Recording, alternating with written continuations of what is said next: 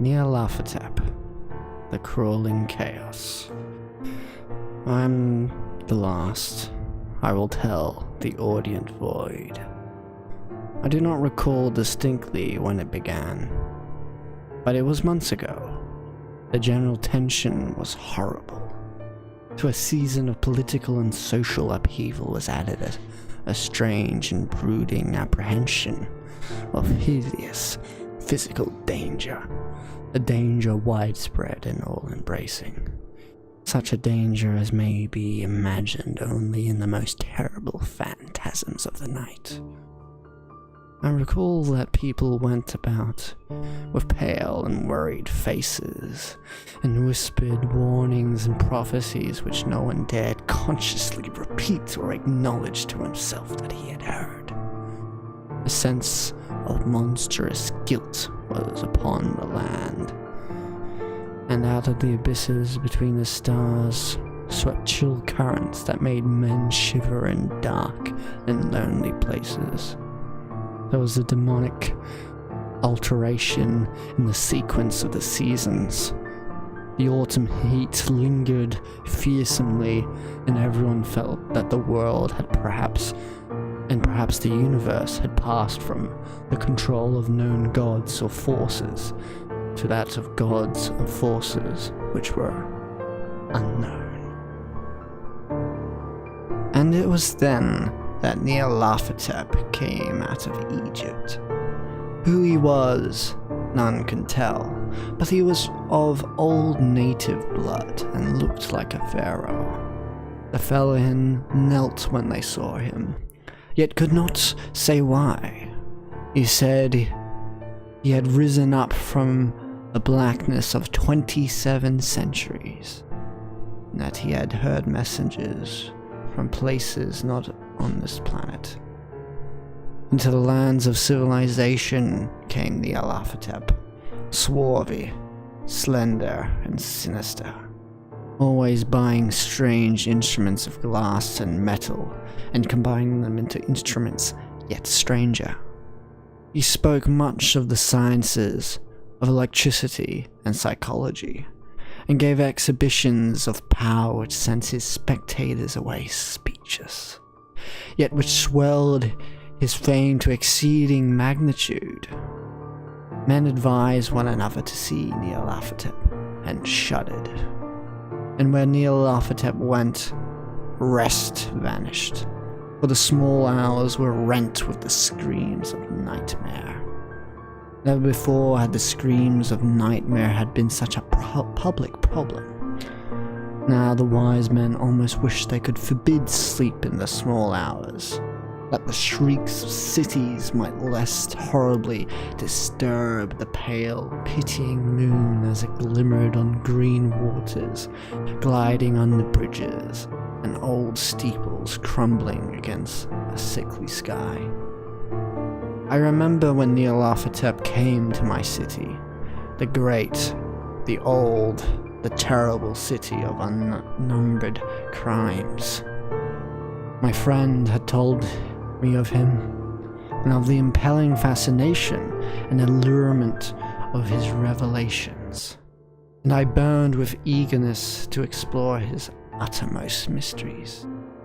My friend said they were horrible and impressive beyond my most fevered imaginings. That what was enthroned on a screen in the darkened room prophesied things none but Nyarlathotep dared prophesy, and that in the sputter of his sparks there was taken from men that which had never been taken before, yet which showed only in his eye. And I heard it hinted abroad that those who knew Nyarlathotep looked on sights which others saw not. It was in the hot autumn, and I went through the night with the restless crowds to see Nyarlathotep. Through the stifling night and up the endless stairs into the choking room, and shadowed on a screen I saw hooded forms amidst ruins, yellow evil faces peering from behind fallen monuments, and I saw the world battling against blackness, against the waves of destruction from ultimate space, swirling, churning, struggling around the dimming, cooling sun. Then the sparks played amazingly around the heads of the spectators, and their hair stood up on end while the shadows, more grotesque than I can tell, came out and squatted on their heads. And when I, who was colder and more scientific than the rest, mumbled a trembling protest about imposture and static electricity, Nyarlathotep drove us all out, down the dizzying stairs into the damp, hot, deserted midnight streets. I screamed aloud that I was not afraid, and that I could never be afraid. And others screamed with me for solace. We swore to one another that the city was exactly the same, and still alive. And when the electric lights began to fade, we cursed the company over and over again, and laughed at the queer faces we made. I believe we felt something coming from the greenish moon, for when we began to depend on its light, we drifted into curious involuntary formations, and seemed to know our destinations, though we dared not think of them.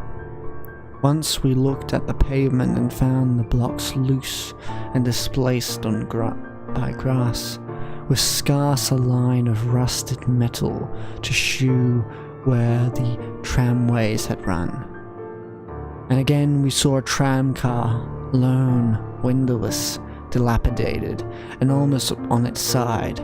When we gazed around the horizon, we could not find the third tower by the river, and noticed the silhouette of the second tower was ragged on the top.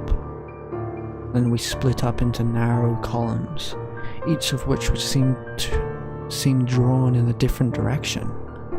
One disappeared in the narrow alley to the left, leaving only the echo of a shocking moan. Another filed down a weed-choked subway entrance, howling with a laughter that was mad. My own column was sucked towards the open country, and presently felt a chill that was not of the hot autumn. For as we stalked toward the open country, as we stalked out on the dark moor, we beheld around us the hellish moon glitter of evil snows. Trackless, inexplicable snows swept asunder in one direction, only where lay a gulf all the blacker for its glittering walls. The column seemed very thin indeed as it plodded dreamily into the gulf.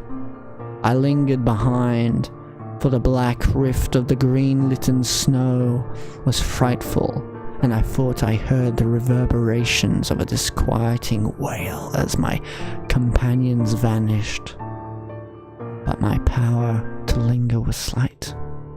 As if beckoned by those who had gone before, I half floated between the titanic snowdrifts, quivering and afraid into the sightless vortex of the unimaginable. Screamingly sentient, dumbingly delirious.